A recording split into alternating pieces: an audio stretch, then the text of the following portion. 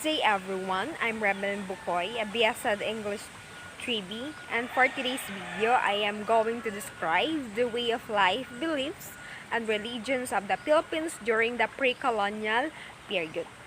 So the pre-Hispanic belief system of the Filipinos consisted of a pantheon of gods, spirits, creatures, and men that guarded the streams, fields, trees, mountains, forests, and houses.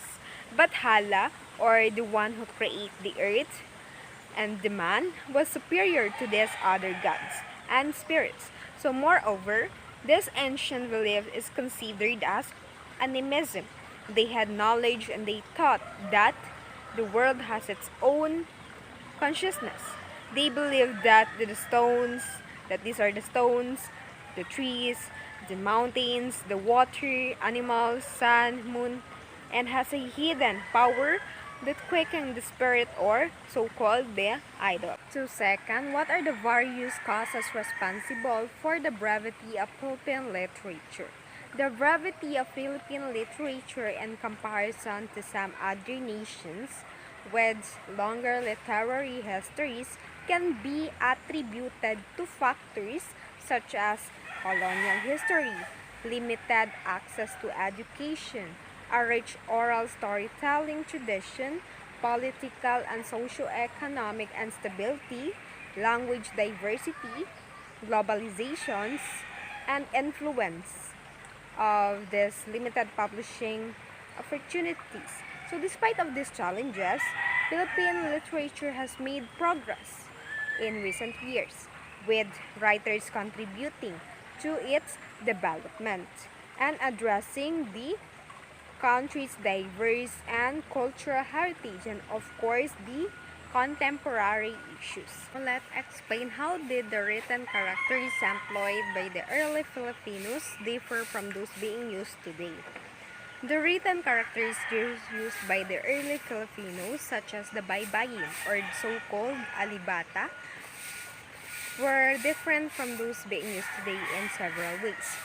One of the main differences was that they were alpha-syllabic, meaning that each character represented a consonant followed by a vowel sound, and that vowel sound could be changed by adding a mark above or below the character.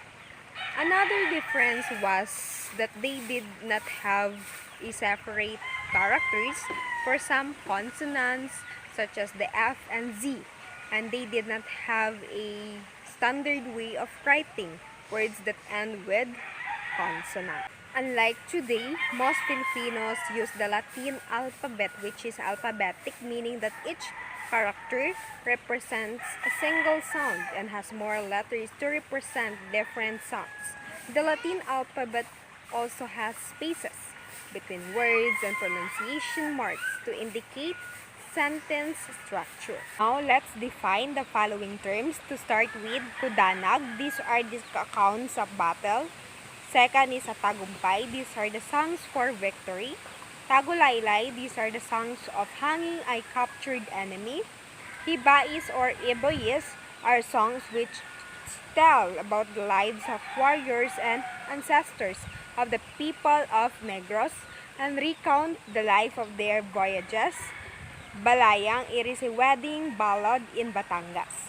6 is papuri or praise. As a form of social interaction, expresses recognition, reassurance, or admiration. 7 is Onsiguep Malbansal and Pagatin. Onsiguep, a wedding song that is sung by the bride and groom as their exchange vows. Bansal, another wedding song that is sung by the guests and relatives of the newlyweds. Pagatin, a third wedding song that is sung by the bride's parents as they bid their farewell to their daughter. 8 is Kalingtang. Kalingtang refers to the gong and drum assembled indigenous to the Sulu and Mindanao Island in the southern Philippines and northern Borneo. So 9 is Maragtas. It's a work by Pedro Alcantara. It has a story of Panay from the first inhabitants and the Bornean immigrants from which they descended to the arrival of the Spaniards. 10 is the Hinila Wood. Is the term Hinila Wood generally translates to as the tales from the mouth of the Halawood River. 11 is the Ibalon or Ibalong, refers to the ancient name of the Bicol region where one of the major ethnic groups in the Philippines called Bicolano resides. 12 is the Historia Apapasaritaan Ti Pinabiag ni Lamang. It is an old Ilocano metrical story because of his immense physical prowess and adventures and the medium in which this story has told. 13 is Darangan is a Marano epic poem from the Lake Lanao region of Mindanao, Philippines. 14. The Hudhud consists of narrative chants traditionally performed by the Ifugao community, which is well known for its rice terraces extending over the highlands of the northern island of the Philippines archipelago. 15 is the Alim is one of the name of gods in Islam, meaning all-knowing one, and it is a sister of epic poem of Ifugao. 16 is the oral lore. Oral lore is a form of human communication wherein knowledge, art, ideas, and cultural material is received, preserved, and transmitted orally from one generation to the next generation. Next, Proverbs. A proverb is a short sentence that people often quote which gives advice or tells something about life. Like for example, a bird in the hand is worth two in the bush. An old proverb says, the enemy of my enemy is my friend. Next is Loas is a folk tradition, mirrors the Ilonggo's folk creative or poetic intuition.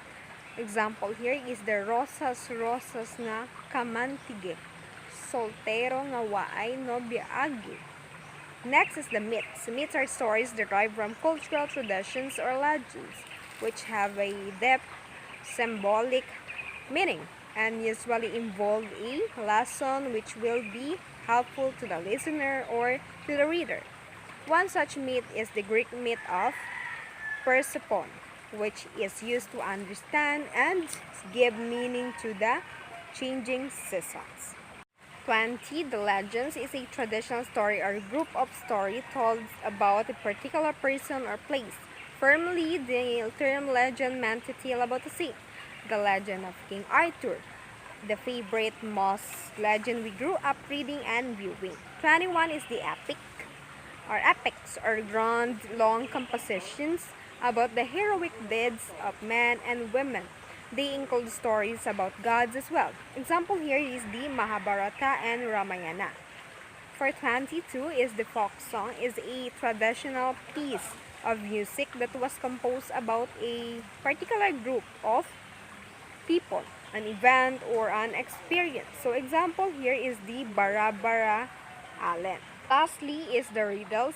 It is a word puzzle by which one player asks a confusing question and the other player has to figure out its meaning. Example here is what can run but never walks, and it has a head but never whips, has a bed but never sleeps.